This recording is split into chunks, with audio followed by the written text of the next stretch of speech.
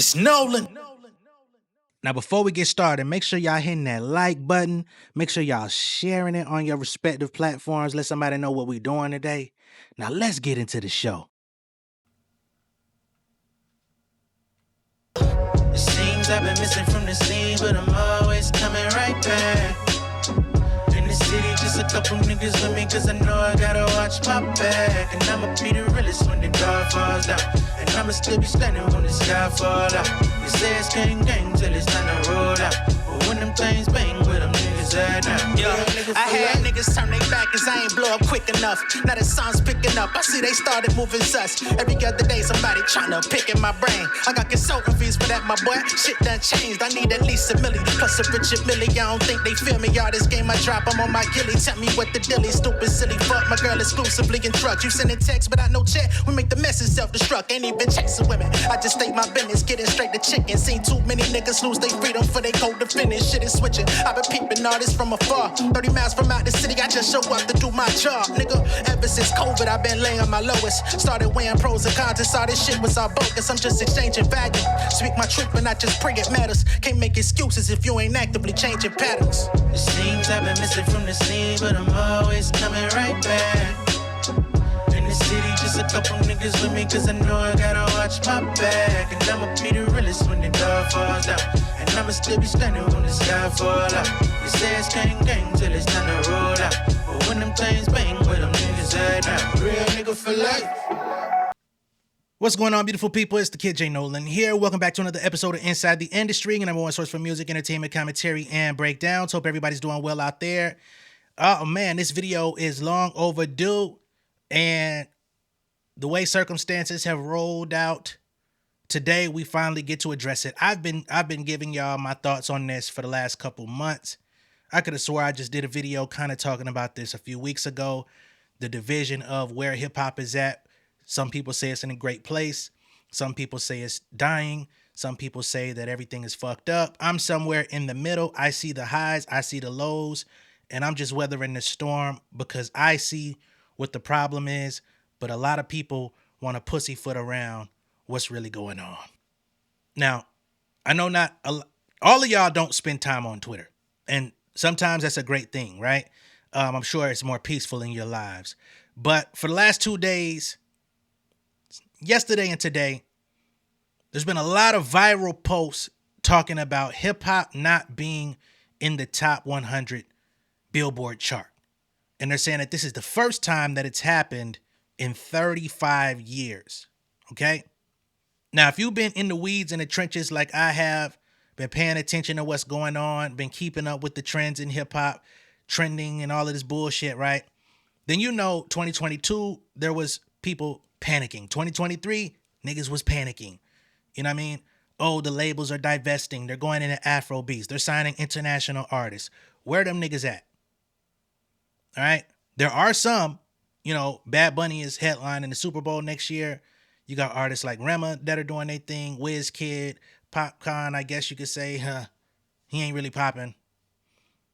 Tyler was the hottest thing smoking with Water a couple years ago. She's struggling to connect, right?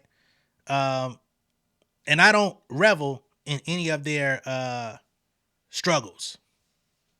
But I find it interesting that the narrative 2 years ago was the industry is divesting from hip hop. They found their replacement with international artists. And lo and behold, there are some superstars, but everybody else is still figuring it out. The labels are still trying to figure it out. Hip hop is still very much in demand.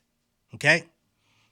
The problem is hip hop is in demand, but the market is not actually meeting the demand that people actually need, right? So today we're going to go and do a little bit of a history lesson after I get through what's going on currently. So the talk is really this Rolling Stone piece here, all right? Kendrick Lamar's Luther departs the Hot 100, leaving no rap songs in the top 40 for the first time in 35 years, all right? So Kendrick's Luther with SZA, right? It's no longer in the Hot 100, and it's actually because new rules have been implemented by Billboard. These changes were just instituted, which forfeited Kendrick Lamar, SZA, Luther. Okay? It didn't fall off the charts. It was moved off the charts due to new rules. We're going to start there. But let's read the Rolling Stone article, see if they actually touch on that.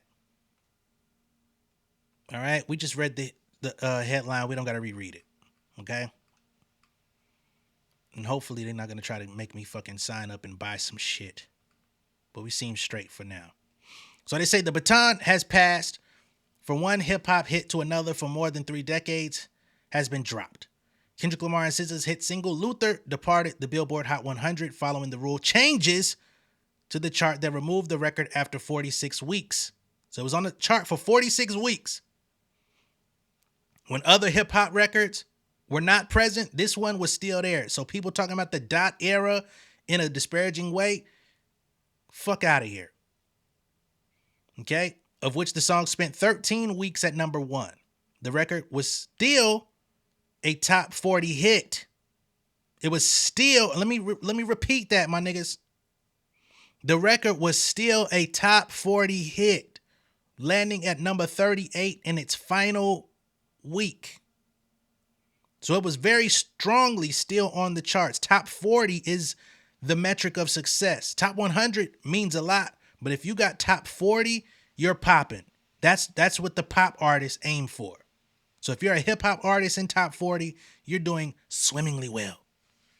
And it was still at number 38 after 46 weeks, almost an entire year straight. Okay?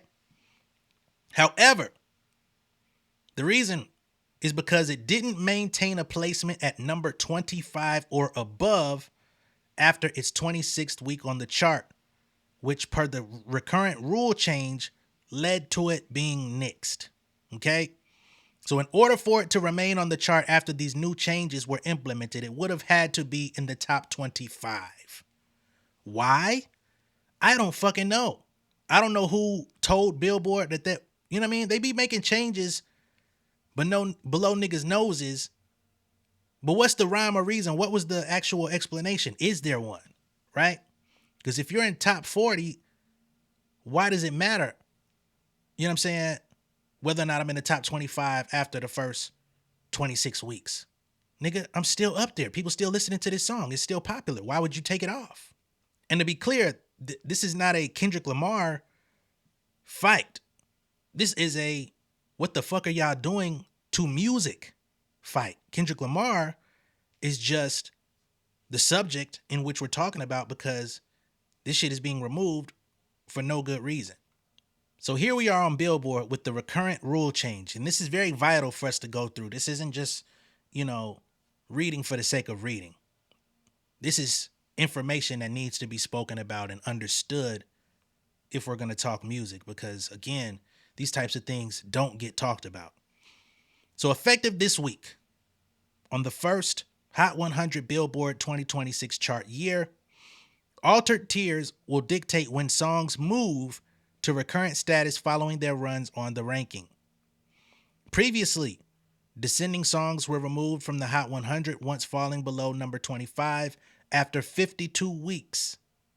So you had a whole year. And let's be clear, if my song is number 32 after 52 weeks, why are you removing it from the chart, you bitch? If people stop listening to it, that's when it should be off the charts. Why would you make room for new shit if the shit is actually still popping? Again, that's not a Kendrick thing. That is a insert artist name thing. Because what the fuck are you doing?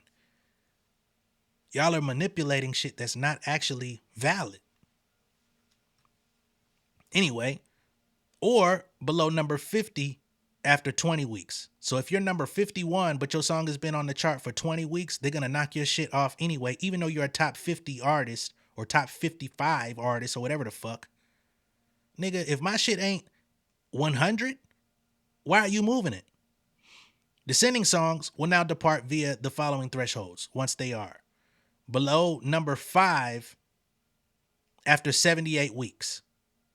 So if you have a top 10 song after 78 weeks, they're still going to knock your shit off. Are you crazy?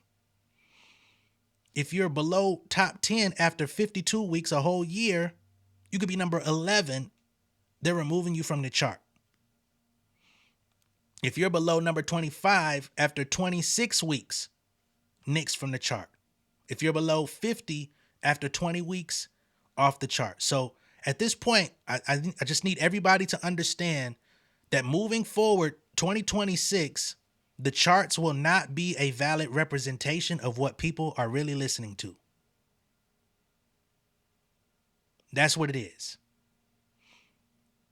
Some of the stuff will be valid, but some of it will not, because actual rightful songs on the chart, depending on how long they've been there, will be moved out. Now, I do think they are doing this partially to remove some of the dominance of the Taylor Swifts, who just keep releasing the same version of old songs. You know what I'm saying? Stuff like that. And the artists that do that. But overall, if my shit is still up there, why are you moving it?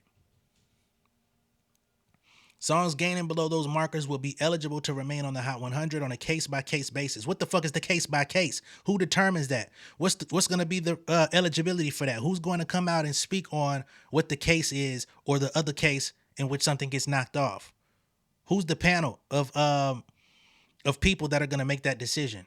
We don't have no answers for that. Plus, holiday classics will qualify to return above number 50 regardless of total chart weeks, and then be subject to the rules noted above upon their descent. The same for newly surging non-holiday catalog songs, with those without significant chart history eligible to debut at any rank as considered individually. Songs will also continue to be removed from the all-format radio songs chart once they go recurrent on the Hot 100. So if your song gets knocked off the Hot 100, they also take it from the all-format radio songs, even if it's performing at radio. So what is the incentive of having longevity on the charts? I'm not going to sit here and read this whole thing. I just wanted to make sure that we get those rule changes in our sphere. Now back to the propaganda, shall we? So they say for the first time since 1990, the top 40 on the Hot 100 doesn't contain a single rap song. The space is occupied instead by the entirety of Taylor Swift's The Life of a Showgirl, now in its third week, as well as hits from Morgan Wallen, Olivia Dean, Kehlani, Alex Warren, whose single Ordinary has spent 37 weeks on the chart. So pretty soon you're probably going to get your ass moved up out of there too. Don't get comfortable, as Babyface once sung. Okay. And I really don't like how they say the top 40 has no song, but you had a song at number 38 that y'all just removed. Fuck out of here. A significant portion of the records in the top 40 have been slow burn hits, like Raven Lenae's Love Me Not and Leon Thomas' Mutt, R&B records. Others, like Justin Bieber's Daisies and Sabrina Carpenter's Manchild, made high debuts and stuck around. Still, there are very few rap records lingering just outside of the top 40 that could break through. Young Boy Never Broke Again Shot Callin', which debuted on the Hot 100 in late September, has inched its way up to number 43. So this is another thing, is they're misrepresenting the facts. So they say, oh, there's nothing in the top 40. Right? But NBA Youngboy, who I'm not even a fan of, is at number 43. But they're saying there's no hip hop on the charts. But y'all are clearly pointing out that it is. Other songs on the chart that qualify as rap, determined by songs that are also eligible on the Hot Rap Songs chart, where Luther remains number 1, come the fuck on, people, include Big X The Plug and Ella Langley's Hell at Night at number 50, as well as Cardi B and Kehlani's Safe at number 57. They say it is worth noting that there are rappers on the Hot 100 who are holding placements outside of rap music. Tyler, the Creator, Sugar on the Tongue, which appears on the Hot R&B Hip Hop Songs chart, has spent 14 weeks on the chart, with a peak position at number 41 and a current position of 51. A little further down, Doja Cat's Jealous Type has slipped to number 57 after peaking at number 28 in September. Now I find it very interesting that a Doja Cat record peaked at 28. That's interesting. But back to the propaganda, because I think there's a bigger thing at play here. You got chart data. No rap songs appear in the top 40 on the Hot 100 for the first time since February 1990, ending a streak of 35 years, 8 months and 3 weeks. Okay? This is the first time since 1990 that no rap songs hit the Billboard top 40. Be honest, is this the worst era of hip hop? For the first time in 35 years, there isn't a single rap song in Billboard's top 40.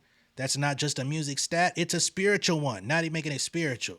Hip hop used to be the language of struggle and survival. Now the charts are quiet, and that silence is louder than ever. But there was a song sitting comfortably at 38 that just got mysteriously removed with no explanation other than new rules.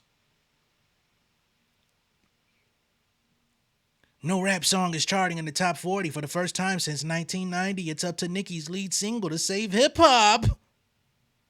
Come the fuck on, man.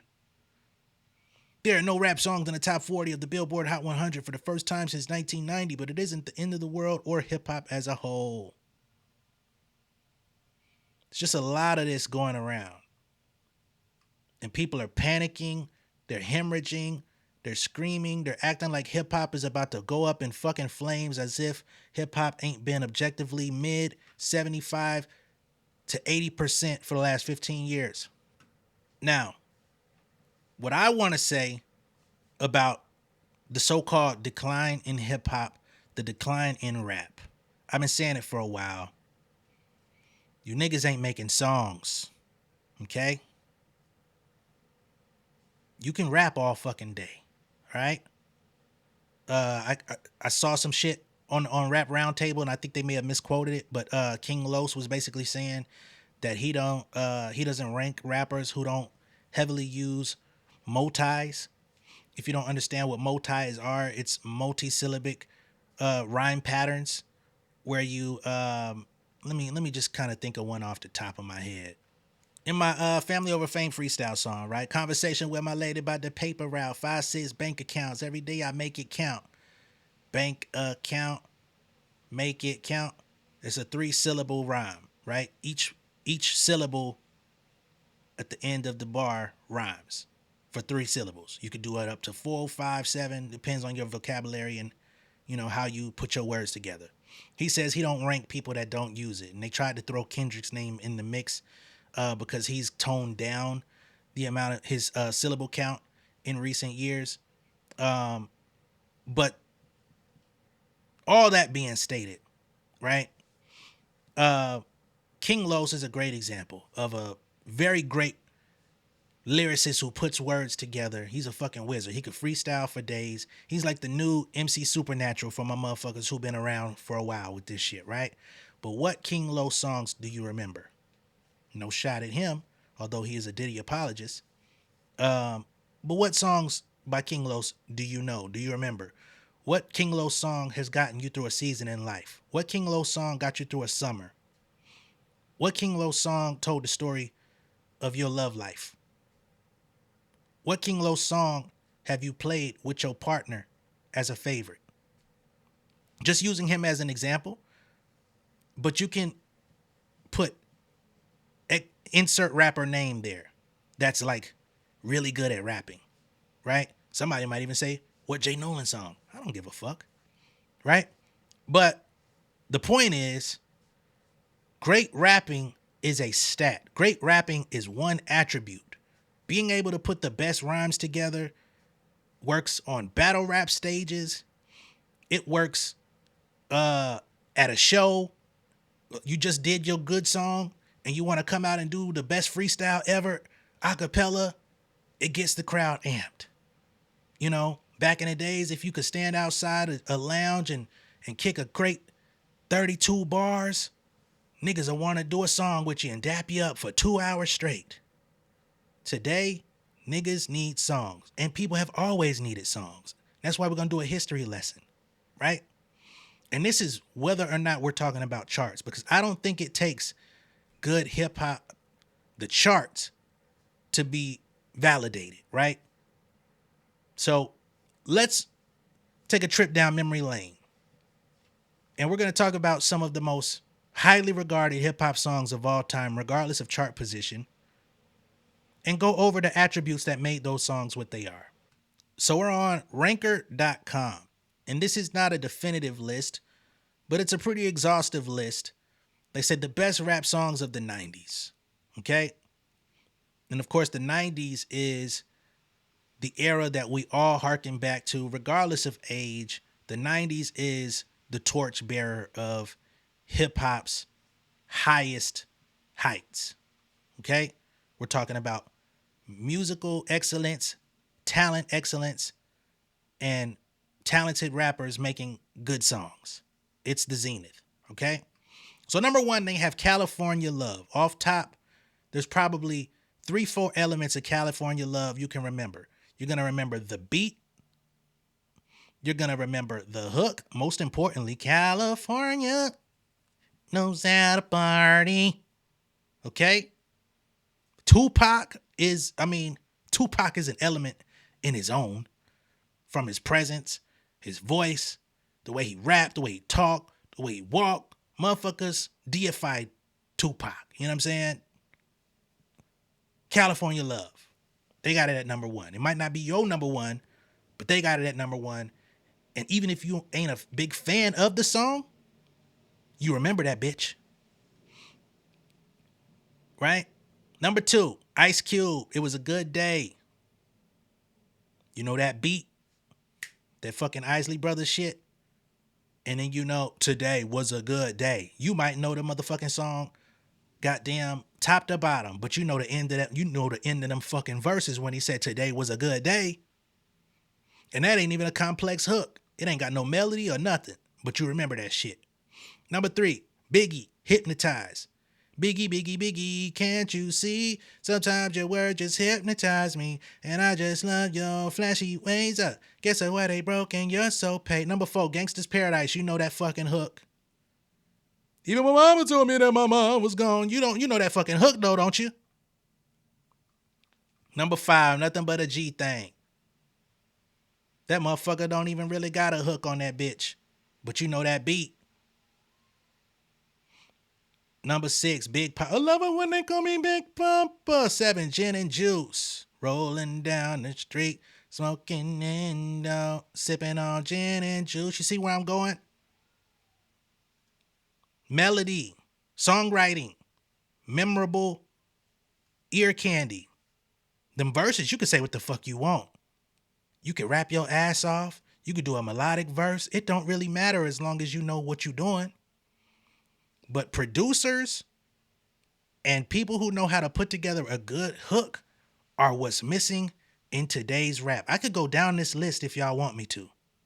And keep in mind that these songs are coming from some of people's favorite rappers, top 10 rappers.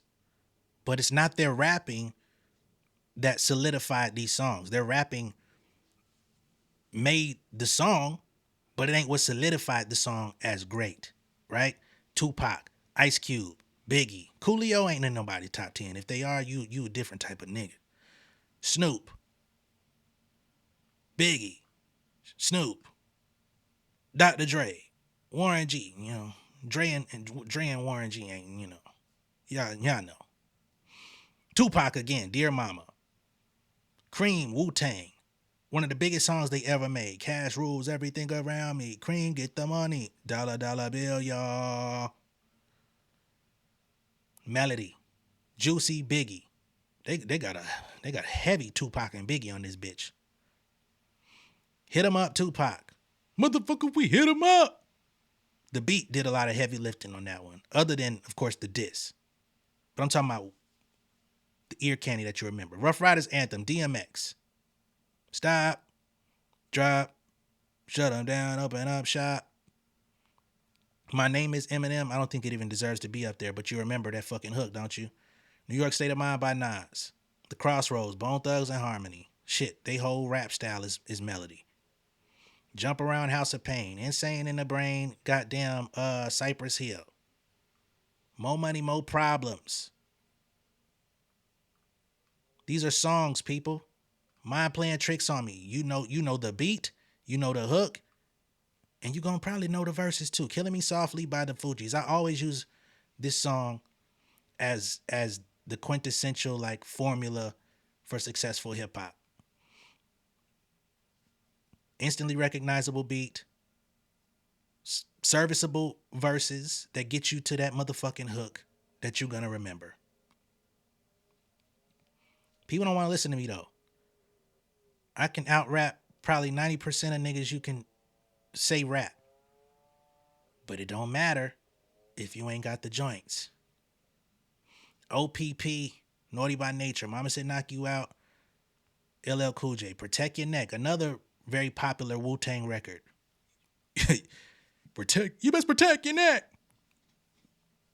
Now, their verses damn near serve as hooks within themselves because they're going in and out with each member, and you know each member's verse.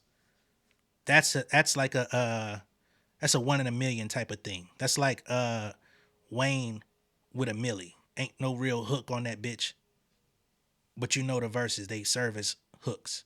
Hard Knock Life, the fucking Annie shit, Cheat Code. I ain't mad at you. I ain't mad at you. Do I gotta keep going? Because every song is memorable as shit. Still Not a Player, Big Pun, Summertime, Will Smith. Shimmy Shimmy Ya by ODB. Shimmy Shimmy Ya, Shimmy Yo, Shimmy Ya. Jump, Crisscross, Juvenile. Crazy how we just getting some Southern rap at number 35. But y'all see where I'm going here, man. So when people start talking about hip hop needing a reset, I don't concur. When people start saying hip hop needs whatever the fuck they say hip hop needs better producers, more creative producers, original producers, and we need hip hop collaborations with writers.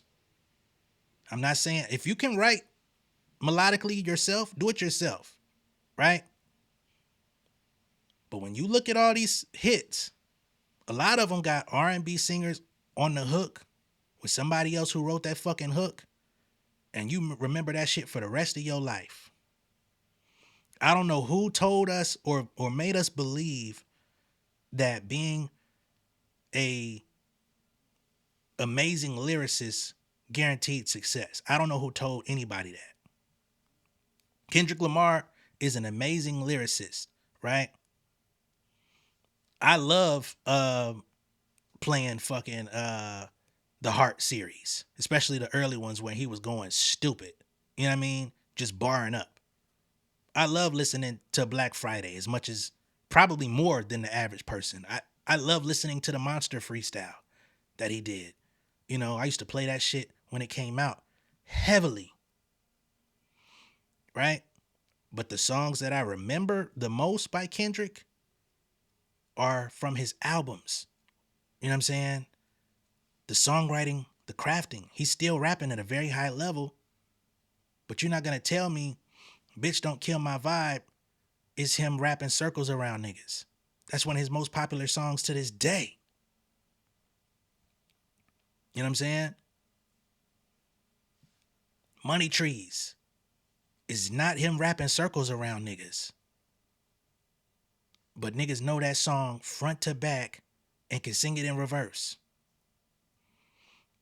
And that's a prime example is Kendrick, because he's a nigga that will out rap everybody.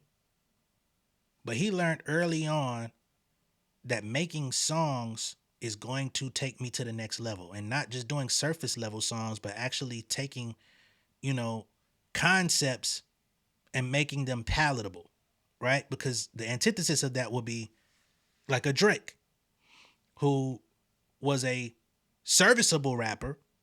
You know what I'm saying? At times he performed at a high level rapping. We don't know who wrote it, but the product that was Drake was a serviceable rapper, right?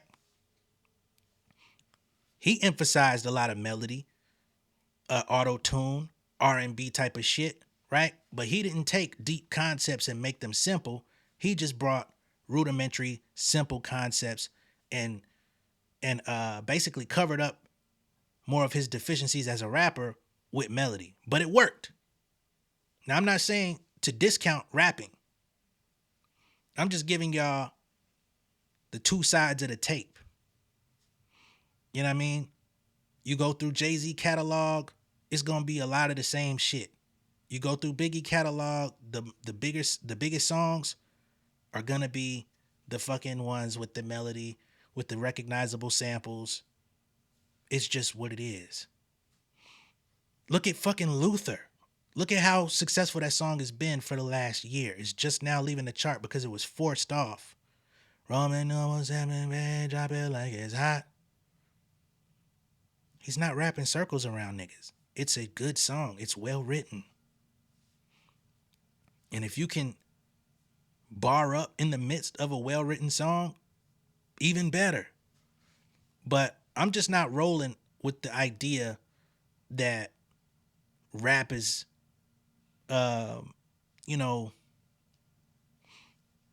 just like in a fucking crisis. It's a crisis, but they're acting like they don't know why.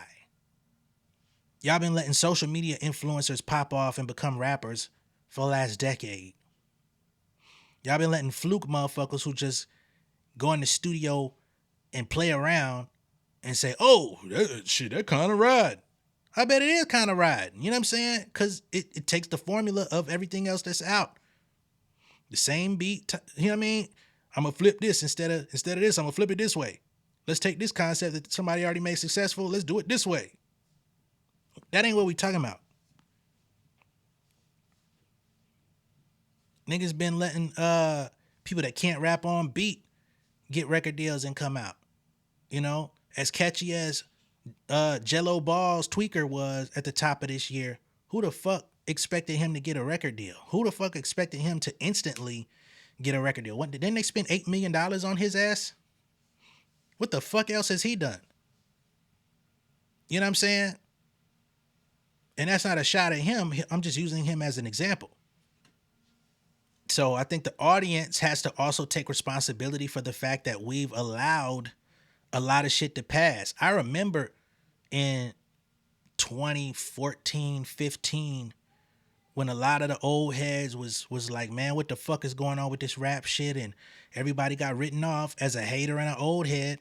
And they didn't necessarily look good when they was doing it. I'm not going to lie. You know what I mean? But at the same time, they were coming from a place of preservation with this shit. But I also knew, because I had a front row seat for the Trinidad James moment. I always talk about it. When All Gold Everything came out and people hate watched that video into success. And that became something too. You know what I mean? Like, let me drop something outrageous that people are going to send to their friends and be like, yo, check out this. This is the wackest shit I ever heard. Can you believe niggas is getting the opportunity to do this?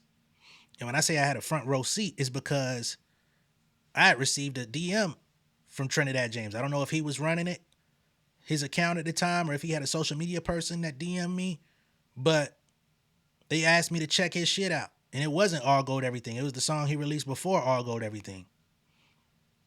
And I sent him an honest message back. I said, hey, bro, I ain't gonna lie, man. This shit it's not my taste. It ain't nothing about it for me, dog. But respect to you. 2 weeks later, All Gold Everything took off. You know what I'm saying? And it was spread all over the place. Hate watches. Oh my God, this is where hip hop is today. And the hip hop channels, the hip hop platforms, the hip hop pages, they all did the outrage post and made it more viral than it ever would have gotten on its own merit.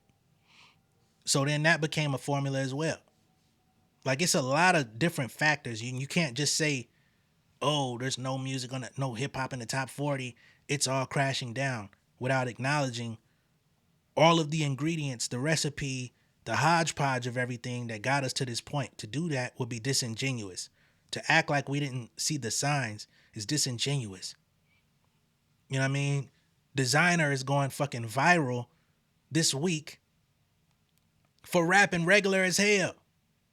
People like, oh my God, this how he really sound. I thought he rapped like Future. Nigga, y'all thought a nigga from Brooklyn, and there are some niggas in New York and the East Coast that have more of a little bit of a Southern drawl to how they speak. I've witnessed it. But you thought a nigga from Brooklyn naturally sounded like Future? Come on, man. And he's going viral for literally rapping like Noriega damn near. You know what I'm saying? Y'all know Noriega is like the lowest level lyricist of his era. But people might consider him a lyricist because of CNN. But he is a low level lyricist. And Designer came out and basically spit a Nori verse over a grimy beat. And he's going viral right now. When niggas that be rapping for real, don't get hand claps, they don't get no credit. Damn near barely even can sell out a show in their city type shit. Don't act like we ain't been seeing the signs. A nigga who you wrote off as trash could do something average and it be magnified, where people that actually put heart into their craft go unnoticed. That's what led me here. I said, man, fuck trying to convince niggas. Let me just share my expertise on this shit. I was already teaching niggas behind the scenes. I was already giving niggas tutorials, doing consultations, you know what I'm saying? And comfortably getting my music on TV shows and writing niggas raps anyway. So it was like, fuck it. I might as well just share what I know, share my thoughts, share my observations of the game, because trying to do it in this landscape ain't the move. And you say, oh, J Nolan's a failed rapper. He's doing YouTube. Okay, so what do you say about Cameron? Very successful rapper for many years. Had a whole decade of success before he even had a decline. He's podcasting. So it ain't a lack of success. You got the top fucking athletes becoming podcasters, talking about their field. Joe Budden early on. Some people say he's a one-hit wonder. Might be. But Joe actually had a run of success. Started podcasting. So people seen the changes. And the labels, the people that worked in the industry, they went with what was working. They went with the trends. You know what I'm saying? They didn't go with what was good. They didn't do the artist development. We've been talking about this stuff for over a decade. And niggas want to come out here and start panicking like y'all don't know what the fuck is going on. Bro, miss me with that shit. If y'all don't get in the fucking studio, if y'all producers don't get y'all shit together, if y'all want to earn the title of being a producer, be a fucking producer. Produce. You can't just make a beat and call yourself a producer. You got to get with an artist, give them some direction, help them with their shit. And that don't mean write their shit, but challenge that motherfucker. You know what I'm saying? How can we make this great? That is the producer's job. Outside of just making a beat, a producer's job is to challenge the artist to make great music. And the artist should be challenging the producer in the same fashion, right? The music creation process, it has been heavily democratized. Everybody can download, Logic Pro. It comes with your fucking MacBook. Well, not Logic Pro, but GarageBand will come with your MacBook. You can upgrade to Logic Pro, and you could get it in, and there's freeware out there. You could do fucking Cakewalk if you want to. You could get on goddamn, BandLab and record for free all day to your heart's content. But that don't mean that you're an actual artist. That don't mean that you're a rapper. That don't mean you're a singer just because you can record, nigga. Fuck is you talking about? You gotta earn your keep. You gotta be respected among at least other people that do the shit to be considered one of the pack. But for whatever reason, that element has been removed. Some of these artists are doing their first live shows ever in their fucking life after they already have a viral song and a record deal. What the fuck? That's been going on for a decade. How you gonna have your first show ever touching a microphone in front of a crowd at Rolling Loud, at Coachella, Are you fucking kidding me? That's what the industry fed us. That ain't what the rappers did. That's what the industry accepted and put out there. So blame them niggas and blame the crowds who didn't boo these fuckers off stage. Let's be blunt about this shit. I'm rambling at this point, but I'm very passionate about this shit. I know we talk a lot about the drama, we talk about the viral topics, and that's what keeps the health of this channel ongoing. But y'all not gonna come around here and say rap is in this code red and not acknowledge the fucking color scheme that got us here. Niggas been telling y'all they was tired of Lil Baby and them fucking same beats and same melody and same everything for the last 2-3 years. Niggas been told y'all they was tired of that shit. Niggas, Lil Baby got clowned 2 albums ago for giving niggas the same album, and he released 2 more of them. I was here. You know what I mean? That's not a shot at Lil Baby necessarily, but it's the truth. Young Thug, same shit. He been making the same albums for how long? Niggas expected something new. Oh, the beat hard. Okay, nigga. It ain't hard to make a hard beat. What you gonna make out of the song, though? I'm gonna keep coming back to it. Look at how impactful The Birds Don't Sing by the Clips is. A song that is definitely not typically in their wheelhouse in terms of sound, texture, melody, subject matter. It's not a single. It's not on the charts.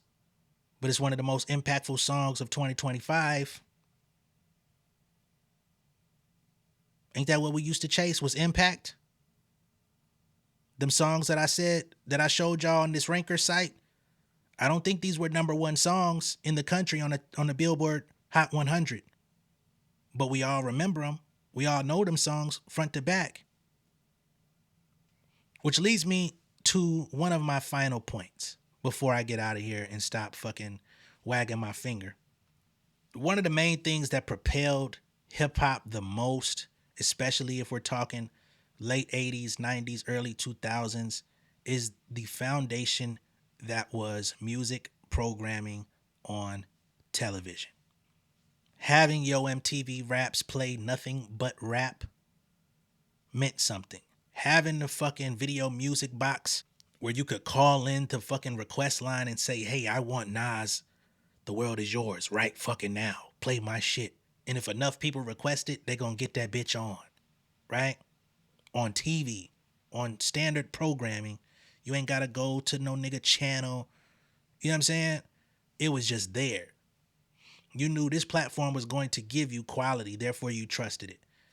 Rap City, before the basement and after the basement, right? 106 in Park. You could throw TRL in there, but I'm not really counting them for hip-hop takes, although hip-hop did make its way on there. You know, Direct Effect, fucking Lala, right? We talk about Lala as an actress. We talk about Lala as fucking everything except direct effect. A fucking VJ for a music programming show for hip hop. That's what Revolt was supposed to be, right? We had MTV Jams. MTV Jams was doing their shit. BET Jams was doing their shit. Independent artists could actually get their music on there. But then once the game changed, you had this, hey, you ain't got $1,500 to submit your music, you ain't getting on here. That's where shit started getting a little shaky. You ain't got $5,000 to send the music to the right person who could deliver it to them, you was fucked.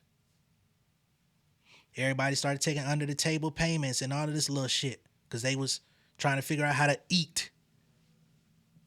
If you in this shit and don't know how to eat, you probably shouldn't be at the table. It's just what it is. But music programming is dead. MTV has finally knocked off all music programming. BET ain't had real music programming in years. We're lucky the fucking BET Awards is still active. They canceled the Hip Hop Awards. You know what I'm saying? They say, oh, YouTubers are like the new... No, we ain't. And you know why? Because of copyright. Now, if artists and labels want to start getting a little bit more traction on their music, lift the copyright for the first 2 weeks. First 2 weeks of release, let reactors react to your shit without having to be blocked.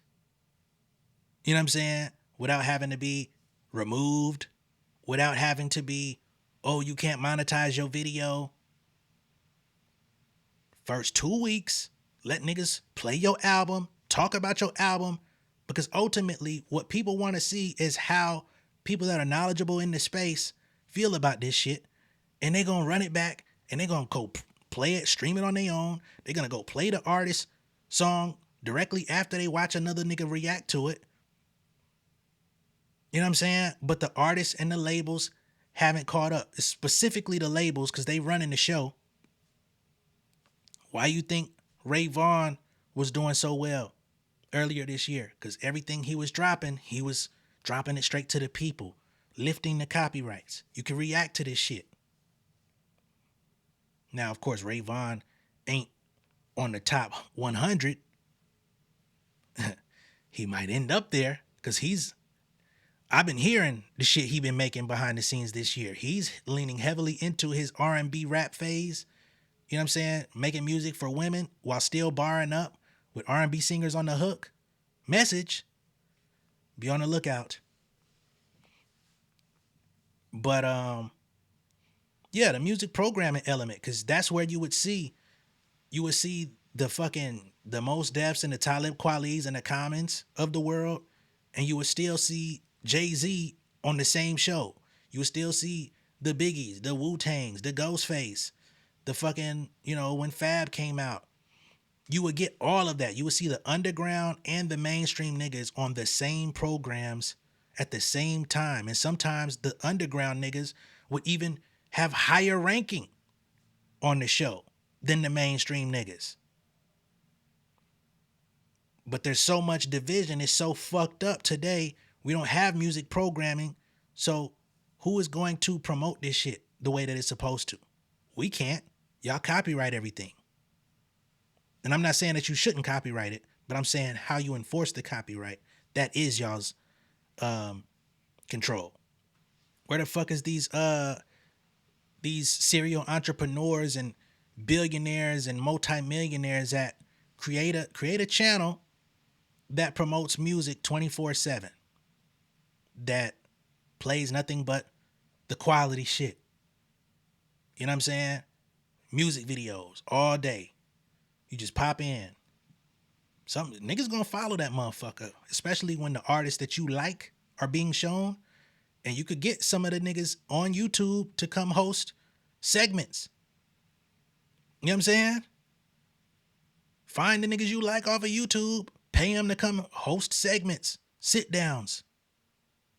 Again, Revolt was supposed to be that. I'm not going to shit on Revolt, but I will say they haven't done the best in terms of curating the music programming as it was originally intended. But shout out to Elsie, because she's doing a lot of heavy fucking lifting over there with the interviews. She is doing amazing. But yeah, I think hip hop has been failed on all cylinders for a long time, and now I'm getting to witness it all coming together. People are panicking, people are crying, people are forgetting how to tie their shoes, and I'm like, bro, y'all still ain't got it. Y'all still ain't got it yet. These artists still ain't treating this shit like they profession. They showing up, you know what I mean? Acting like they can't talk for the first 2 years that they out, not enunciating, mumbling on their fucking songs, just doing dumb shit. And y'all wonder why this shit been devalued. Come on, man. But it's okay. The ones that know, it's coming back around. Stay low, keep firing. I'm finna get on their ass my damn self. But I'm not gonna expose my hand, because I don't want nobody trying to take my shit and run with it before I could get to it. But just know, J Nolan, even if it ain't top 100, top 40, whatever the fuck, I'm show a couple niggas what it is. Still got family over fame. I haven't forgotten that. We're getting it wrapped up. And I got some more shit on top of that. Okay? But let me know what y'all think of all this down below in the comments. I feel like this was a necessary conversation. I needed to get these thoughts out. And I think a lot of people who've been here just off of legacy and putting points on the board, I ain't gonna say you need to get the fuck up out the way, but we need new energy. So hopefully we got some new students that are ready to step up as well. True students of the game. This is your time. Get your narrative together. Get your image together. And I'm not saying you got to be the sexiest motherfucker or the cutest motherfucker, but just know, get your presentation together. Get your story together. Get your music together, more importantly. Your songs. Your records. That's what they used to call them. Records. If you ain't got a record, don't come outside. All right? That's where we going. Again, let me know what y'all think of all this down below in the comments. I'll catch y'all in a minute, man. Peace.